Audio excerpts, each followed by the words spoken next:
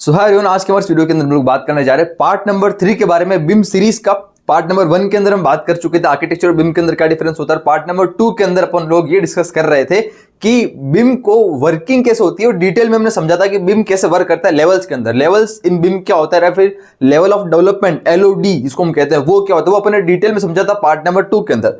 Part number 1 और 2 अगर आपने नहीं देखा है तो पार्ट नंबर 3 से पहले प्लीज अगर पार्ट नंबर 1 और 2 जरूर देख लेना, अच्छा खासा समझ में आ जाएगा। ज्यादा बड़ी वीडियोस नहीं है, शॉर्ट वीडियोस के अंदर आपको डिटेल में इंफॉर्मेशन मैंने देने की कोशिश की है। दोनों का लिंक आपको नीचे डिस्क्रिप्शन के अंदर मिल जाएगा, जाकर जरूर चेक करना, ठीक है। आज के वीडियो के अंदर हम बात कर रहे हैं पार्ट नंबर 3 के बारे में। अगर आप पार्ट नंबर 1 और 2 देख लिया होगा तो आपको पार्ट नंबर 3 समझने में थोड़ी आसानी होगी, राइट। पार्ट नंबर 3 के अंदर बात करूंगा, आपने टाइटल देखा भी होगा कि how to get 1 lakh per month. अब ये 1 लाख तो मैंने लिखा मिनिमम है, हो सकता है कि आप इसके अंदर से 2 लाख, हो सकता है कोई 2 लाख कमाएगा, हो सकता है कोई 5 लाख कमाएगा, कोई कितना कमाएगा, कोई अपनी अपनी कैपेबिलिटी अनुसार है।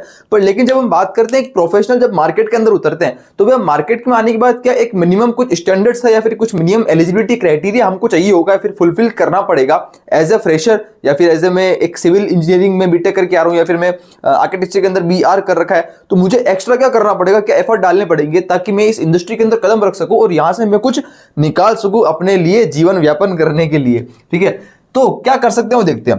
तो क्या बेसिकली क्या है एलिजिबिलिटी क्राइटेरिया, क्या है वो अपन उसका हम डिस्कस कर रहे हैं, राइट। तो मैं लिख लेता हूं क्या है एलिजिबिलिटी, क्या एक वैसे तो क्राइटेरिया है सकता है, ठीक है।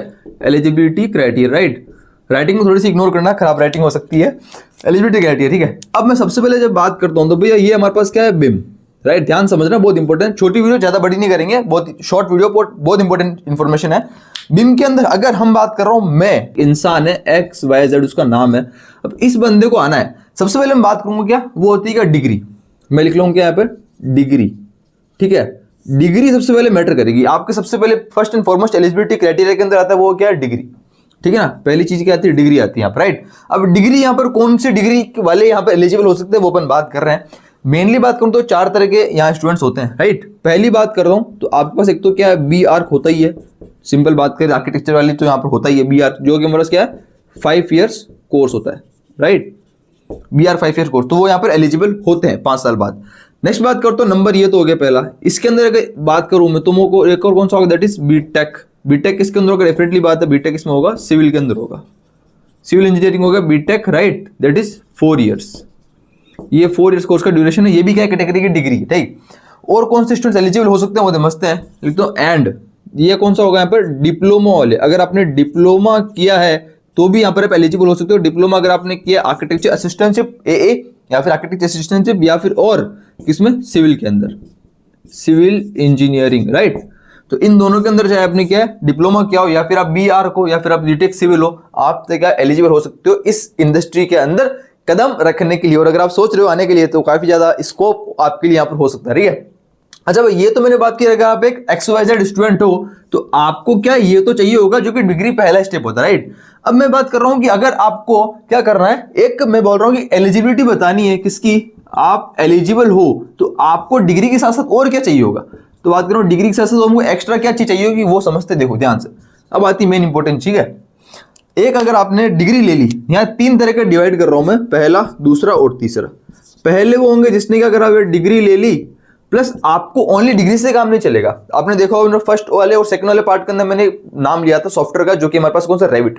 किसी को लगता है कि बहुत रेविट ही क्या बिम है, नहीं, रेविट बिम का एक फर्स्ट पार्ट है, मतलब एक पर्टिकुलर एक पार्ट है क्या रेविट, और फर्स्ट स्टेप ही रेविट है, वो सबसे बड़ा पार्ट है, ठीक है ना। सॉफ्टवेयर के अंदर जब सॉफ्टवेयर की बात करते हैं इंडिविजुअल कुछ इनिशियल में स्टार्ट कर रहे हैं, बिल्कुल एक फ्रेश ही है, तो उसको स्टार्टिंग वाले सॉफ्टवेयर कौन सा रेविट ही सीखना पड़ता है, ठीक है। तो रेविट आपने सॉफ्टवेयर में बात करें तो यहाँ पर कि आपको एक सॉफ्टवेयर सीखना पड़ेगा, जो कि रेविट में लेता हूँ फॉर एग्जांपल 3D के लिए रेविट, बाकी 2D कैड के लिए तो ऑटोकैड है ही, वो तो आपको सीखना ही पड़ेगा, ठीक है। वो ऐसे बिम का पार्ट नहीं था, पर लेकिन 3D के लिए बात करें तो रेविट यहाँ पर सॉफ्टवेयर आ जाता है, ठीक है। तो आपके पास डिग्री होगी, आपके पास एक सॉफ्टवेयर आपको आता है, मैं लिख लिया रेविट। तो क्या एज ए फ्रेशर बहुत सारी ऐसी कंपनीज है जो कि यहाँ पर आपको अप्लाई करने का मौका देगी। सब कंपनी से अप्लाई करने का मौका नहीं देगी, याद रखना। ये पहली कैटेगरी, अगर आप एज ए फ्रेशर अप्लाई करना चाह रहे हो, आपने ये वाली डिग्री ले ली, इसमें से कोई से भी आपने लिया, डेफिनेटली बात है पहले उसको प्रायोरिटी दी जाएगी, उसके बाद उसको प्रायोरिटी दी जाएगी, क्योंकि इसके पास डिग्री है, ठीक है। तो डिग्री प्लस सॉफ्टवेयर अगर आपने कोई सीखा है तो उसके बाद क्या करने का आप अप्लाई कर सकते हो, बहुत सारी ऐसी कंपनीज है। ये तो हुआ पहला अप्लाई करने का तरीका। सेकंड भी हमारे पास क्या है डिग्री है, साथ साथ के अंदर क्या होता है ना, आपके पास डिग्री है पर लेकिन क्या है बहुत आपने देखा होगा मार्केट के अंदर या फिर सुना होगा ऐसे बहुत सारे कोर्सेज अवेलेबल हैं जो कि कुछ प्राइवेट इंस्टीट्यूशन द्वारा कराए जाते हैं। मैं उसको नाम दूंगा क्या, बिम कोर्सेज। ऐसे बहुत सारे बिम के लिए कोर्सेज अवेलेबल है जो कि क्या है, आपको सर्टिफिकेट देते हैं। किसका सर्टिफिकेट देते हैं, बिम का। बिम कोर्स करने का सर्टिफिकेट प्रोवाइड करते हैं कि भाई ये एक सर्टिफिकेट, आप यहाँ पर कुछ ड्यूरेशन होगी 6 मंथ या फिर 1 साल का, 3 महीने का, 6 महीने का, 9 महीने का, ऐसा कुछ कोर्स होता है। अलग अलग टाइप के कोर्स अलग अलग प्राइवेट इंस्टीट्यूशन कराते हैं, ठीक है। तो मैं लिख दूंगा क्या, बाय प्राइवेट, प्राइवेट क्या लिख सकता हूँ, लिख सकता हूँ प्राइवेट इंस्टीट्यूशंस, प्राइवेट इंस्टीट्यूशन या फिर कह सकता हूँ क्या, ऑर्गेनाइजेशन। तो प्राइवेट ऑर्गेनाइजेशन या फिर प्राइवेट इंस्टीट्यूशन कुछ कोर्सेज कराएंगे, वो आपको सर्टिफिकेट देंगे। वो बिम का सर्टिफिकेट लेकर आप डिग्री के साथ जाकर के अप्लाई कर सकते हो, ठीक है ना। तो ये एलिजिबिलिटी क्राइटेरिया किसके लिए, अप्लाई करने के लिए, ठीक है। 2 तरह के स्टूडेंट्स हो गए। अब नेक्स्ट बात करते हैं तीसरे तरह की, वो कौन होता है, डिग्री तो हमारे पास है ही, ठीक है ना, डिग्री तो है। अब साथ साथ के अंदर क्या होता है ना, सबसे ज्यादा जिसको सैलरी मिलती है, अगर मैं सैलरी की बात करूं सैलरी पॉइंट ऑफ व्यू से, तो वो किसको मिलेगी, इसको मिलेगी। क्यों मिलेगी, क्योंकि ये आता है किसके साथ, एक्सपीरियंस के साथ, एक्सपीरियंस इन बिम इंडस्ट्री। भाई ये एक ऐसा इंसान है जिसने बिम के अंदर ऑलरेडी काम कर लिया है, तो बिम इंडस्ट्री के अंदर इसको क्या है, एक्सपीरियंस हो सकता है। अब यहाँ पर एक्सपीरियंस के हिसाब से क्या है, सैलरी डिफाइन होगी। हो सकता है एक्सपीरियंस इसको 1 से लेके 2 साल का एक्सपीरियंस हो, ठीक है, मे बी इसको 3 से लेके 5 साल का एक्सपीरियंस हो। तो ऐसा टाइप ऑफ एक्सपीरियंस वाले खिलाड़ी यहाँ पर अंदर एंटर करते हैं। तो एक्सपीरियंस के साथ अगर आप किसी कंपनी में जाते हो, डेफिनेटली बात सबसे ज्यादा सैलरी जो होगी वो इसी की होगी, बिकॉज ये ऑलरेडी काम सीख कर आ रहा है। बिकॉज हमेशा याद रखना, कभी भी बिम के अंदर जब आप एंट्री मारते हो ना, तो एंट्री मारने के बाद आपको काम नहीं दे दिया जाता है। आपको ये नहीं बोला जाता कि आप आगे लो साहब, आओ बैठो और रेविट के ऊपर काम स्टार्ट करो, प्रोजेक्ट बनाना स्टार्ट कर दो। नहीं नहीं नहीं, आप आओगे तो आपको हो सकता है 3 महीने, 6 महीने, 1 साल की ट्रेनिंग दी जाती है आपके अकॉर्डिंग कि आपको सॉफ्टवेयर ओनली रेविट तो आता ही है, पर लेकिन बिम के अंदर घुसने के बाद ओनली रेविट ही बिम नहीं होता। मैंने बोला रेविट एक पार्ट है। आप अंदर जाओगे तो आपको बहुत सारे रेविट बिम टूल्स देखने को मिलेंगे, जैसे अपने लास्ट वाली वीडियो में बात भी की थी कि कौन से बिम टूल्स होते हैं, कौन कौन सॉफ्टवेयर यूज होते हैं, टाइप्स ऑफ सॉफ्टवेयर आपको सिखाए जाएंगे, ट्रेनिंग दी जाएगी, कैसे चीजों को यूज किया जाता है, कैसे काम होता है। उसके बाद आप सीख जाओगे, उसके बाद आपको काम दिया जाएगा, ठीक है ना। तो ये चीजें, तो ये ऑलरेडी क्या काम सीख कर आ रहा है, तो इसके लिए सबसे ज्यादा सैलरी क्या है, इस वाले की होगी। उससे कम सैलरी किसकी होगी, इसकी होगी। और सबसे कम सैलरी किसकी होगी, इसकी होगी, बिकॉज ये फ्रेशर है ना, ठीक है ना। वो यहाँ पर क्या फर्क पड़ जाता है, ठीक है। यहाँ पर सैलरी बीच वाली इसकी होगी, बिकॉज ये जो कोर्स कर रहा है ना, इस कोर्स के अंदर डेफिनेटली यही सिखाया जा रहा है कि बिम के अंदर काम कैसे होता है। पर लेकिन आप एज ए फ्रेशर आपने तो कुछ कोर्स करे नहीं, तो मतलब आपने कुछ सीखा ही नहीं उसके अंदर, ठीक है ना। ये कम से कम सीख तो रहा है कि काम होता है कैसे, और इसके पास ऑलरेडी फील्ड का एक्सपीरियंस है, तो वो ज्यादा मैटर कर जाता है। तो ये 3 तरह की चीजें हम यहाँ पर डिवाइड करते हैं, ठीक है। ये एक एलिजिबिलिटी अप्लाई करने के लिए कौन कौन से स्टूडेंट किस तरह से अप्लाई कर सकते हैं, राइट। अब हम चलते हैं आगे और समझते हैं कि सैलरी को कैसे डिवाइड किया गया और कितने साल के हिसाब से बोला आपने कि इतना एक्सपीरियंस है, तो इस एक्सपीरियंस वालों को, इस एक्सपीरियंस वालों को, इनको कितनी कितनी सैलरी मिलती है, वो अपन सोचते हैं कि इंडिया के अंदर क्या है और इंडिया के बाहर क्या है। तो सैलरी को डिकोड करने के लिए क्या करता हूँ, शुरुआत से मैं मिटा देता हूँ यहाँ से। अच्छा, मैं एक चीज जो लिखना है भूल गया, वो ये है कि यहाँ पर क्या 3 तरह के स्टूडेंट्स थे, यहाँ पर क्या चौथा तरह का भी एक होता है जिसको हम बोलते हैं क्या, कॉलेज प्लेसमेंट बोल सकता हूँ मैंने लिख देता हूँ क्या, प्लेसमेंट, ठीक है। कुछ कुछ ऐसा होता है कैटेगरी, कुछ कुछ ऐसे एक्सेप्शन हो सकता है कि आपके जिस कॉलेज में आप पढ़ रहे हो उस कॉलेज के अंदर मे बी बिम वाली कंपनी जो इंडस्ट्री जो बिम आती हो, फर्म आती हो, और वहां से कुछ स्टूडेंट्स को ले जाती है, तो प्लेसमेंट के थ्रू भी कुछ स्टूडेंट्स जो है बिम के अंदर चले जाते हैं, लग जाते हैं, ठीक है। उनके पास भी खैर ये चीज होती है, एक तरह का मतलब फ्रेशर की कैटेगरी में आ जाते हैं वो। खैर हम बात करें किसी बारे में सैलरी के बारे में, जो कि आप सबको डाउट रहता है कि सैलरी के अंदर क्या करना, बताओ। हमने तो ये तो सब देख लिया। अब बात कर रहा हूं मैं, जब आपके पास एक्सपीरियंस नहीं है तो 2 तरह की मेनली बात करते हैं। एक तो होता है क्या, इंडिया के अंदर मैं बात कर रहा हूं, और एक मैं बात कर रहा हूँ कि अब्रोड, इंडिया के बारे में बाहर की बात कर रहा हूं, ठीक है, कि क्या चीज होती है।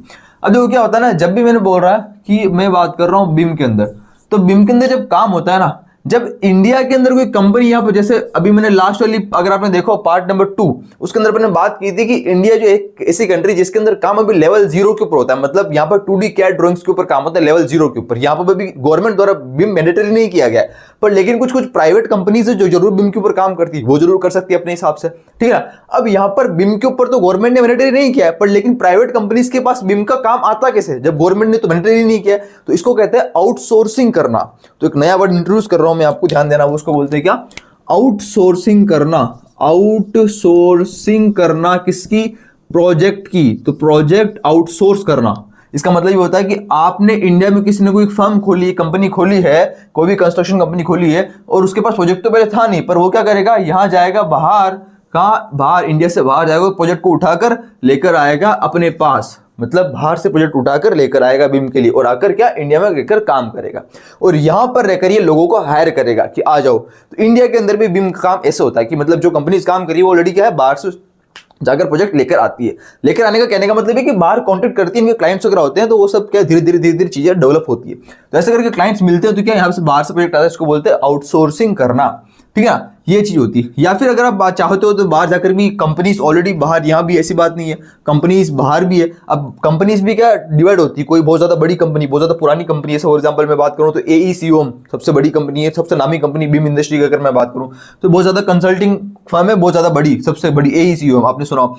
तो यहाँ पर कुछ कुछ बहुत ज़्यादा लार्ज कंपनीज भी होती है, कुछ कुछ मीडियोकर कंपनीज भी होती है, कुछ कुछ क्या है स्मॉल कंपनीज भी होती है। सेम काम यहाँ भी होती है। इंडिया के अंदर कुछ लार्ज कंपनीज हो सकती है, मीडियोकर कंपनीज हो सकती है, या फिर कुछ कुछ स्मॉल कंपनीज भी यहाँ पर क्या हो सकती है। सब तरह की चीज़ें पॉसिबल है। अब देखो एक स्टूडेंट या फिर कोई भी जाकर है ना, बाहर जाकर जब अप्लाई करता है और कुछ एक्सपीरियंस के साथ जाता है, क्योंकि बाहर की कंपनी अधिकतर एक्सपीरियंस वालों को लेती है। अगर कोई इंडिया से जा रहा है तो फ्रेशर को भी ले सकती है, बट लेकिन बहुत मिनिमम अमाउंट के साथ, अधिकतर भी एक्सपीरियंस वालों के साथ ही अगर देखा जाए।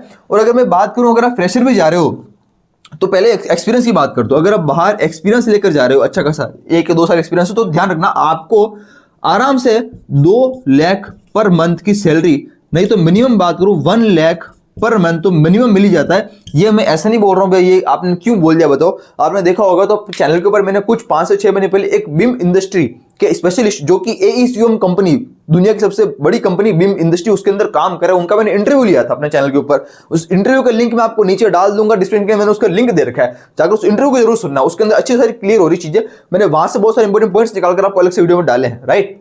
तो उन्होंने खुद ने मेरे को बताया कि अगर आप एक्सपीरियंस लेके जा रहे हो तो 1 लाख रुपए पर मंथ तो आप मिनिमम मान के चलो। बाहर की तरफ, इंडिया से बाहर की बात करो, 2 लाख रुपए पर मंथ जो है एक्सपीरियंस के साथ। अब लेकिन ध्यान ही रखना कि आपको क्या है ना यहाँ पर कि 1 लाख 2 लाख जो पर मंथ मैंने लिखा है ना, ये 1 lakh per month 2 lakh per month, अभी जब बाहर की करेंसी के हिसाब से तो भैया वो चीज बराबर ही होती है ना। जब आप यूके यूएस के अंदर जाके पढ़ रहे हो, जहां पर $1 यहाँ पर जो है वो इंडियन रुपीज के 82 रुपीज के बराबर हो रहा है, 84 के हिसाब से हो रहा है, तो यहाँ पर डेफिनेटली बात है ना, वो जितना कमा रहे हो तो उसके हिसाब से वहां पर महंगाई भी उतनी है, ठीक है। तो अगर मैं इंडिया के हिसाब से अगर इसको बात करूँ, इंडिया के हिसाब से बात करते हैं, तो यहाँ पर मैं बात करूँ, अगर आप एक फ्रेशर हो, ठीक है ना, अगर आप फ्रेशर हो, स्टार्ट कर रहे हो, डेफिनेटली आप क्या 30,000 मैक्स टू मैक्स 50,000 यहां तक जा सकते हो। डेफिनेटली क्लियर कट बात करूंगा, बिल्कुल क्लियर कट है।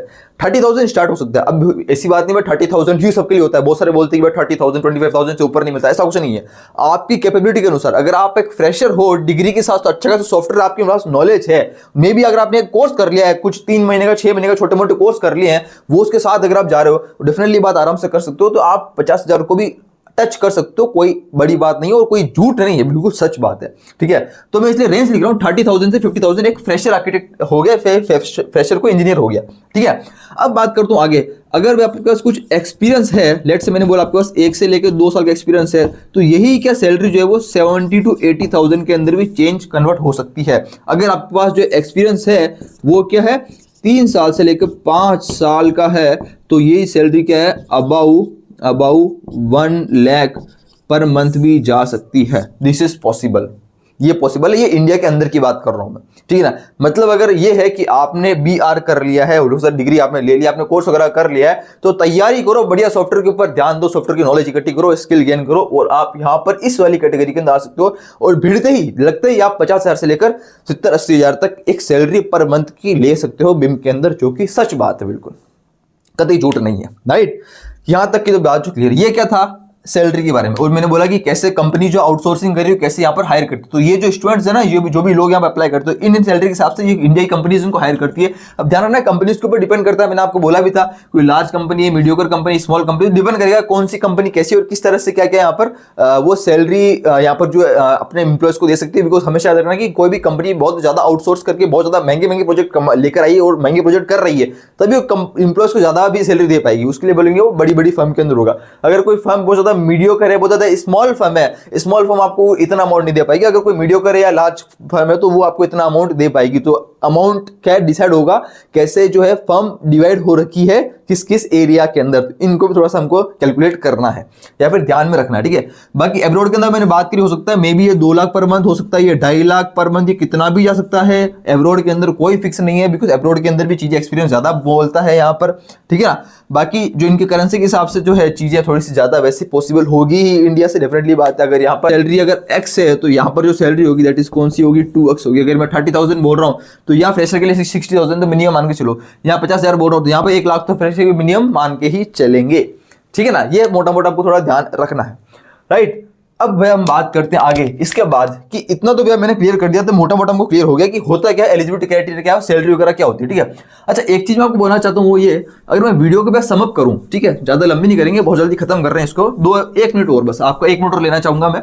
अगर मैं थोड़ा समअप करूँ, वीडियो को समरी देखूँ, तो क्या है, आपको सैलरी एक अच्छी खासी कमानी है, अच्छा खासा बिम के अंदर आपको क्या करना है, करियर बनाना है। तो 4 मेजरली स्टेप बता रहा हूं मैं आपको, क्या 4 स्टेप बता रहा हूं। पहली स्टेप क्या है, आपने जो है डिग्री ले ली, राइट, यही चीज था ना पहला, तो आपने क्या करा, डिग्री वगैरह जो भी चीज थी आपने वो ले ली, ये करा। सेकंड चीज क्या था, मतलब डिग्री का मतलब जो भी आपने फॉर्मेलिटी थी पढ़ाई वाली वो आपने पूरी कर ली, ठीक है, ग्रेजुएशन वगैरह। नंबर सेकंड बात कर रहा हूँ, वो हमारे पास क्या है, सॉफ्टवेयर। आपको क्या करना है, एक सॉफ्टवेयर सीखना है, जो कि अपने बात की भी थी, डिग्री सॉफ्टवेयर मोटा मोटा, ठीक है। सॉफ्टवेयर के अंदर चाहे कोर्स वगैरह वो सब इसमें आ गया। नेक्स्ट बात करो तो नंबर थर्ड, जो कि हमारे पास क्या है, आपको काम करना है अपनी स्किल के ऊपर, ठीक है, या फिर कह सकता हूँ क्या, मैं कह सकता हूँ आपको नॉलेज गेन करना है, अपनी स्किल के ऊपर आपको काम करना है, ठीक है, उसे कह सकता हूँ फिर नॉलेज गेन करना है, अपनी स्किल के ऊपर काम करना, मतलब है कि नॉलेज जितना हो सके नॉलेज गेन करना है, जितना हो सके। अब यहाँ पर हो ही सकता है कि आप जो सॉफ्टवेयर यूज कर रहे हो या फिर सॉफ्टवेयर के लिए आपने कोर्स खरीदा है, उस कोर्स के अंदर ही कुछ आप डीप के अंदर कुछ रिसर्च कर रहे हो, कुछ भी कर रहे हो, किसी भी तरह नॉलेज इकट्ठे करो, बहुत सारे सॉफ्टवेयर आप देख रहे हो, बहुत सारी चीजों के बारे में रिसर्च करो, बिम क्या होता है, कौन कौन सी इंडस्ट्रीज वगैरह है, कैसे अप्लाई कर सकते हैं, वो सब नॉलेज इकट्ठा करना, स्किल को डेवलप करना, सॉफ्टवेयर यूज करना, कोर्स खरीदना, कोर्स ढंग से चीजों को देखना पड़ना, वो सब चीज अपने आप को कितना काम करना, वो क्या नंबर थर्ड स्टेप की बात है। जितने अपने आप के ऊपर खोदोगे ना, मतलब अपने आप को जितना तराशोगे ना, उतना ही ज्यादा निखर कर रहोगे बाहर, वो सब चीजें जितना ज्यादा तराशोगे उतनी ज्यादा सैलरी आपको ज्यादा मिलेगी। नंबर 4 स्टेप बात करते हो, कौन सा है, मेक योर पोर्टफोलियो, राइट, ये बहुत इंपॉर्टेंट स्टेप है, मेक योर पोर्टफोलियो सीवी। अपने आप को जो आपने काम किया, अपने आप को तराशा है ना, तो अपने आप को एक म्यूजियम में ले जाकर सजाना भी पड़ेगा। हाँ भी देखो मैंने अपने आप को तराशा ऐसा, फिर लोग आपको देखने आएंगे, फिर सोचेंगे हाँ कितना अच्छा लग रहा है। अपने म्यूजियम के अंदर आपको सजाना नहीं आएगा अपने आप को, तो तराशने का मतलब क्या, तो तराशने के बाद अपने आप को सजाना भी पड़ेगा म्यूजियम के अंदर, कैसा लिख रहा हूं मैं तराशने के बाद। तो नंबर 4 स्टेप होगा। ये 4 स्टेप बता दूं आपको क्या है, पूरी वीडियो का एक सार है, क्या कहता हूं, सार है 4 स्टेप। ये 4 स्टेप को अप्लाई करने के बाद आपके एलिजिबल हो जाते हो किसके लिए, अप्लाई करने के लिए, यू आर एलिजिबल ना, यू आर नाउ एलिजिबल, आप अप्लाई करने के, ये चीज आपको फॉलो करनी है। अब ये पार्ट नंबर 3 के अंदर बस इतना ही है। पार्ट नंबर 4 के अंदर क्या करने वाले मैं आपको बताता हूं। पार्ट नंबर 4 एक और आ रहा है, जिसके अंदर मैं आपको बात ये करने वाला हूं कि डिग्री की मैंने बात कर ली तो समझ में आ गया, वह सॉफ्टवेयर कौन सा यूज करें, आपने मोटा मोटा बता दिया था, रेविट। अब रेविट के अंदर सॉफ्टवेयर कैसे सीखना है, क्या स्टेप फॉलो करनी है, वो आपको यहां पर इसके अंदर बात करेंगे पार्ट नंबर 4 के अंदर। स्किल नॉलेज, आप बोल रहे हो स्किल नॉलेज, कौन कौन सी स्किल होती है, क्या सॉफ्टवेयर के अलावा और दूसरी कौन कौन सी स्किल है जो हमको ध्यान रखनी है, वो अपन बात करेंगे। नॉलेज कैसे क्या इकट्ठा करना है वो अपन बात करेंगे। और सबसे इंपॉर्टेंट चीज कि पोर्टफोलियो कैसे बनाना है, सीवी कैसे बनाना है, किन किन चीजों का ध्यान रखना है पोर्टफोलियो सीवी बनाते वक्त। और सबसे बड़ी चीज, अप्लाई कहां करना है, अप्लाई कैसे करना है, हाउ, व्हेन, वेयर, कहां अप्लाई करना है, कैसे अप्लाई करना है, कैसे कॉन्टेक्ट करना है, कौन एचआर होते हैं, एचआर को कैसे मेल करते हैं, मेल आईडी कहां से लें, सब कुछ एक्सेट्रा एक्सेट्रा एक्सेट्रा, वो अपन बात करेंगे पार्ट नंबर 4 के अंदर, ठीक है। बाकी बस इस वाली वीडियो के अंदर बस इतना ही, मिलते हैं अपन अगली वीडियो में। तब तक के लिए अपना और अपनों का ध्यान रखें। बाकी वीडियो को शेयर जरूर कर देना ताकि सबके पास इन्फॉर्मेशन पहुंच जाए। पार्ट नंबर 1 2 जरूर देखना ताकि बहुत ज्यादा इन्फॉर्मेशन आपको मिलेगी। बाकी मिलते हैं अगली वीडियो में। Thank you so much, bye bye. और हाँ, नीचे कमेंट सेक्शन में कमेंट जरूर कर देना आपको अगली वीडियो कब चाहिए और किस टॉपिक के ऊपर चाहिए, ठीक है। पार्ट नंबर 4 तो आ ही रहा है, और कब चाहिए आपको वो भी जरूर बता देना। बाकी मिलते हैं, thank you so much, bye bye, take care.